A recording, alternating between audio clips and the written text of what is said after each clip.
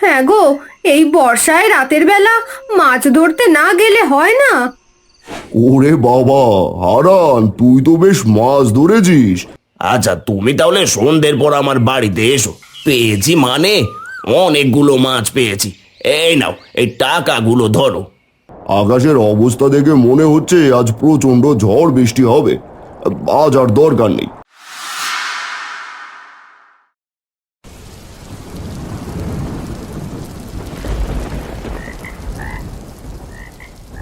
এই কতদিন হয়ে গেল এক নাগারে মুষলধারে বৃষ্টি হচ্ছে। বৃষ্টি যে থামার নামই নিচ্ছে না। কি যে করব কিছুই বুঝতে পারছি না। এভাবে আর কতদিন চলবে? কবে যে এই পেড়েগাতি মেঘ সরে যাবে এক ঈশ্বরই জানে।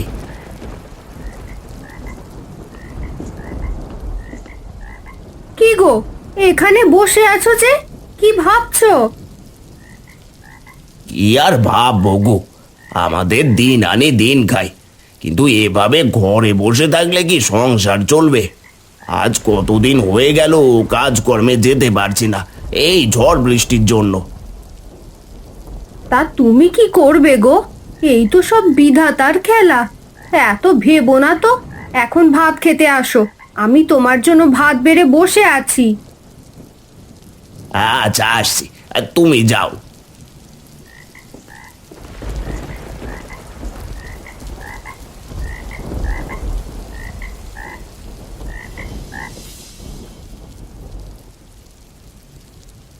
ওগো, তোমার সাথে একটু কথা ছিল। বলো গিন্নি, কি বলবে? ঘরে চাল ডাল সব ফুরিয়ে আসছে, আর খোকনের স্কুলের ফিসটাও বাকি পড়ে আছে। সেদিন স্কুল থেকে নোটিশও পাঠিয়েছে। সবই তো বুঝি, কিন্তু আমি কি করব বলো? 4 দিন একটানা বৃষ্টি হচ্ছে, এর মধ্যে মাছ ধরতে যাওয়া সম্ভব নয়। মাছ না ধরতে পারলে বাজারে বিক্রি করব কি করে? অন্য কোনো কাজ করা যায় না? আমরা জেলে মানুষ, মাছ ধরা ছাড়া আর কিছুই পারি না বউ। তাহলে কি হবে? দুদিন পর চাল ডাল সব শেষ হয়ে গেলে না খেয়ে থাকতে হবে। আমরা দুজন না হয় সইলাম, কিন্তু মার খোকনকে কি খাওয়াবো?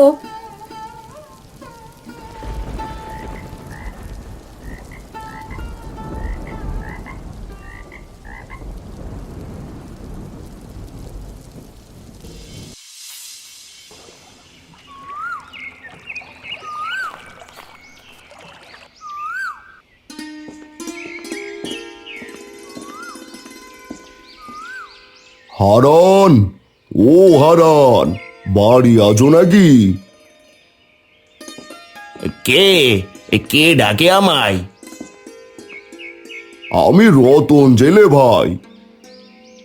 আরে রতন দা, বাইরে দাঁড়িয়ে আছো কেন? এসো এসো, ভেতরে এসো।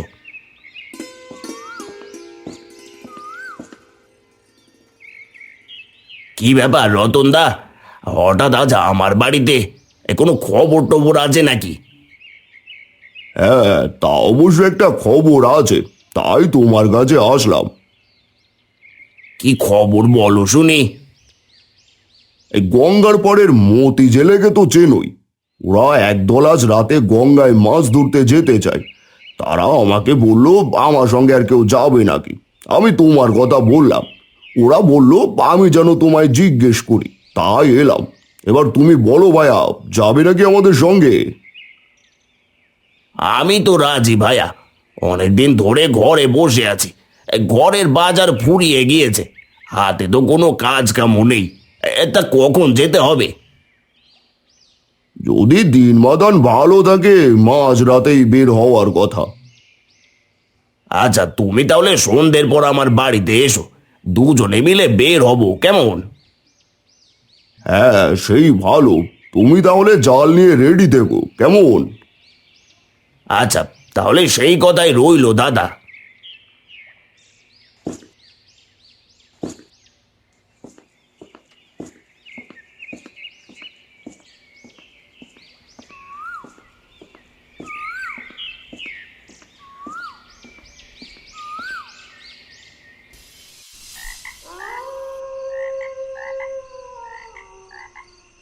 হ্যাঁ গো, এই বর্ষায় রাতের বেলা মাছ ধরতে না গেলে হয় না।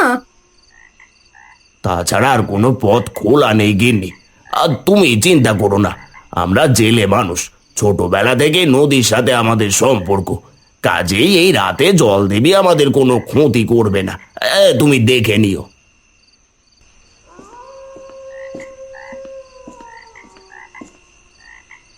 ও হারান্দা, আমি এসেছি গো, বেরিয়ে এসো।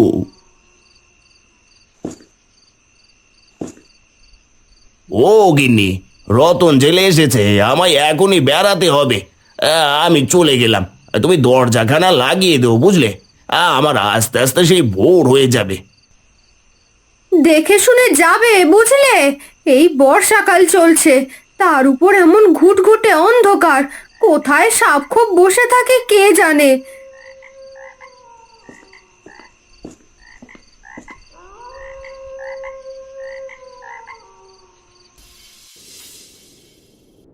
রতন ও হারান দ্রুত পা চালিয়ে নদীর দিকে এগিয়ে গেল। কিছুক্ষণ পর তারা গঙ্গার ঘাটে পৌঁছল। সেখানে আগে থেকেই একটি নৌকা তাদের জন্য অপেক্ষা করছিল। তারা আর দেরি না করে ঝটপট নৌকায় উঠে পড়ল।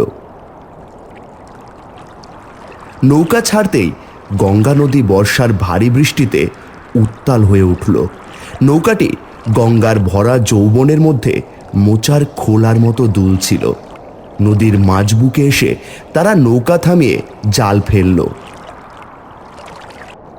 দাদা, আজ বড় মাছ উঠবে মনে হচ্ছে, নদীর পানি বেড়েছে, মাছের আনাগোনাও বাড়বে। হ্যাঁ রতন, এই বর্ষায় নদী আমাদের জন্য আশীর্বাদ। আজ রাতটা ভালো যাবে আশা করি।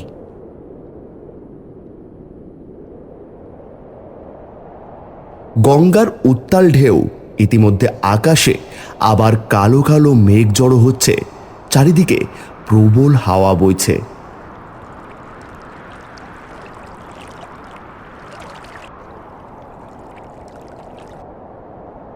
তাড়াতাড়ি জাল টেনে নৌকায় উঠালো।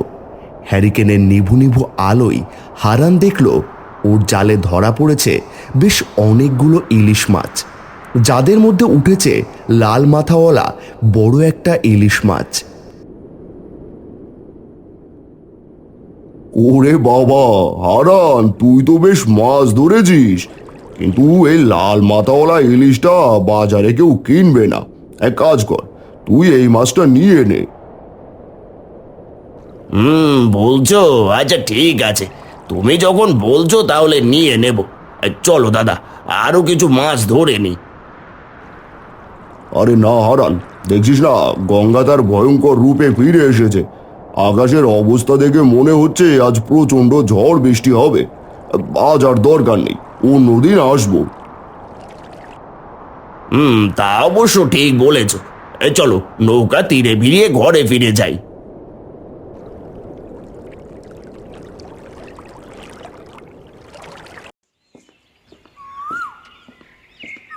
এত দেরি করলে কেন গো? মাছ পেয়েছো তো কিছু?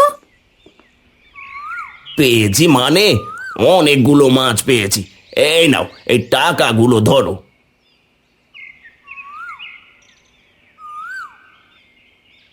কিসের টাকা গো সব? আজকের মাছ বিক্রির টাকা বউ। সব মাছ বিক্রি হয়ে গেছে, শুধু এই মাছটা বাজারে কেউ কিনলো না, তাই ভাবছি একে উঠোনে চাষ করি। হে কি, এই মাছটা কোথায় পেলে? এমন লাল মাথাওয়ালা ইলিশ আমি জীবনে দেখিনি। দেখো গিন্নি, মাছটা কেমন লাল টুকটুকে, পেটটা যেমন বড়। আমার মনে হয় এই মাছটার পেটে অনেক ডিম আছে, দু একদিনের মধ্যেই হয়তো ডিম ছাড়বে। আমারও তাই মনে হচ্ছে। এক কাজ করো, তুমি আজকেই উঠানে একটা ছোট পুকুর বানিয়ে ফেলো। আচ্ছা, আমি এক্ষুনি বানাচ্ছি।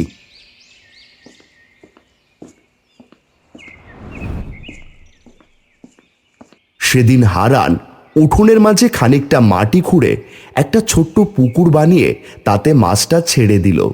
মাছটাও নতুন পুকুরে বেশ মনের আনন্দে সাঁতার কাটতে লাগলো।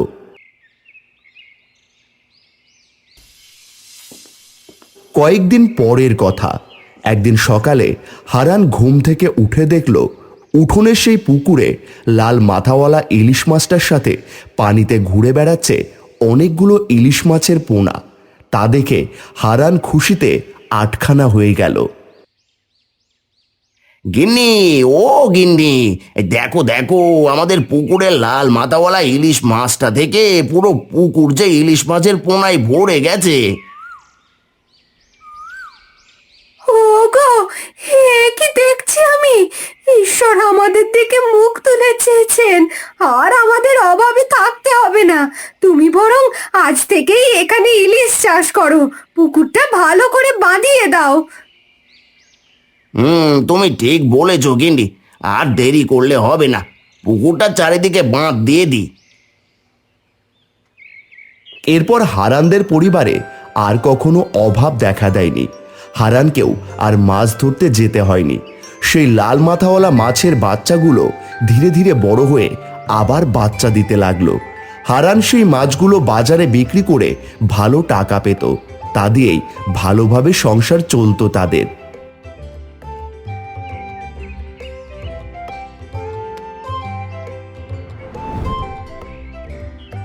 এরকম শিক্ষণীয় ও মজার মজার গল্প পেতে এক্ষুনি সাবস্ক্রাইব করুন, আর সবার আগে আমাদের গল্প দেখতে চাইলে পাশে থাকা বেল আইকনটি বাজিয়ে রাখুন।